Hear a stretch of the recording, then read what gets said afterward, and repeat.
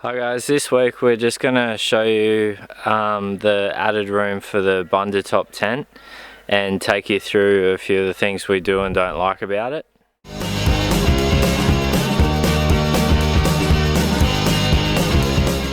Some of you may have seen in older videos of ours that we actually got the added room on our Bundutop tent. It's basically a little side awning that comes off the one side of the tent, and you can attach a drop room similar to the clamshell style rooftop tents. We use the awning itself a lot, but we haven't really had the need to use the drop room itself. I'll set it all up just so you can see how it comes together, and then I'll sort of explain the things we do and don't like about each of the pieces.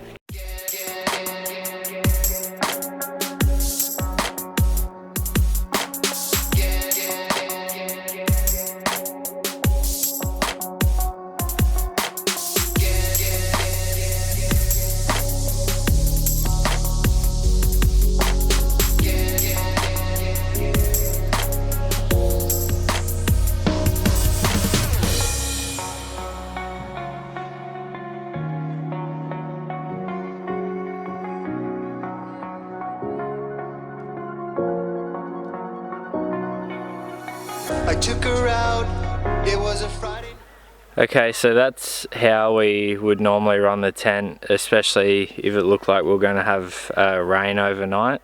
The added awning just helps keep the ladder side of the tent dry, so water off the ladder as well as the door itself.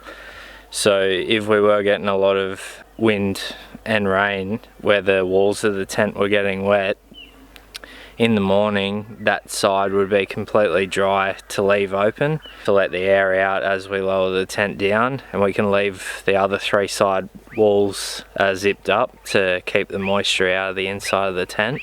The awning we really do like. It's quick and easy to have it up as well with the tent. We've just left a couple of the Oztent guy line ropes on the two ends of ours, and as you can probably see, we just tie it back to the bar work on the car, so we don't even need to peg into the ground, which is really handy if you're somewhere real rocky or something like that. You can just put it to the car and know it's secure. How that is there, that's held up to some really strong winds as well, so we're not worried about the strength of it at all. And it's just secured by two little, each side it just has a little carabiner that clips onto the tent itself, and yeah, you don't get much flapping or movement in it at all really. It works quite well. So in this bag here is the actual drop room itself. It's not too bulky or heavy, but there is a bit of weight to it being full canvas. I'll show you first how it attaches to the awning, and then I'll put it up and show you through. I walk alone to get the feeling right. We started making out and she took off my pants, but then I turned on the TV, and that's about the time she walked away from me. Nobody likes you when you're 23, and I'm still more amused by TV shows. What the hell is ADD? My friends say I should have my age. What's my age again?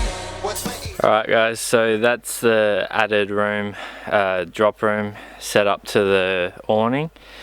So as you can see, the added room, the drop room itself, just velcros around the bottom edge of the awning. It's pretty easy to put up. It wouldn't be really that fun if it was quite windy. There's a fair few things we don't really like about it. What we do is, obviously, it is another covered area that we can sit down in if the weather's not great or whatever.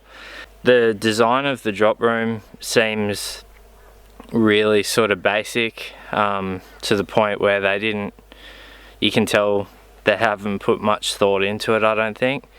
The tabs at the bottom where you can peg the room out are in just sort of random places it's all one big sheet of canvas with a window that runs around through the middle just here. There's no door, so you have to leave one corner unpegged to sort of pull it back and get through there, which just seems a bit silly. And really the actual size of it, by the time you put like 2 camp chairs and a little table or something there for 2 people, it's really cramped.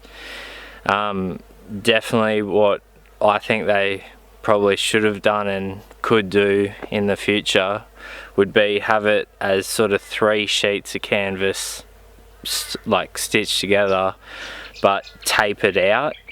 I think a few other tents I've seen have done this. I think the iCamper tent has a room sort of like it, with so on each of these short walls have it tapered out, and then the outside wall sort of just run down away from the car to give you that bit more room. The way this is just doesn't really seem to work too well. It just doesn't seem very well thought out. There's just tie down points in random spots.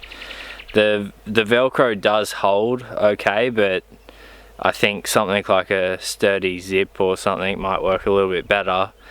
But the biggest thing is just no door. So we've found there's been a couple of times we have used this and it has helped, just to be able to sit, you know, in out of the weather, but it's just not a very well designed piece.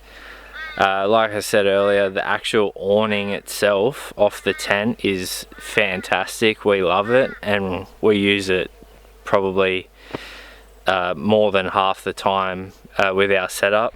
It's also really good even just if you're going to get dew or something overnight, we can actually run a clothesline under the awning and hang some clothes up to dry, stuff like that.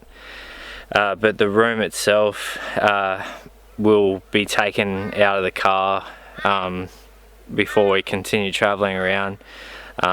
It's just bulk and weight that we don't need, and like I said, if they change the design and to sort of a tapered setup to give you a bit more room and add in a doorway, that'd be fantastic. We would use that, but just how this works, it just doesn't really work for us. Like I said, even you've got to sort of leave one corner unpegged to pull it back and get in and out, but if it's windy and you're inside, you have to sort of awkwardly try and peg it down while you're in there, otherwise it's just blowing around like crazy. So that's basically our view on it.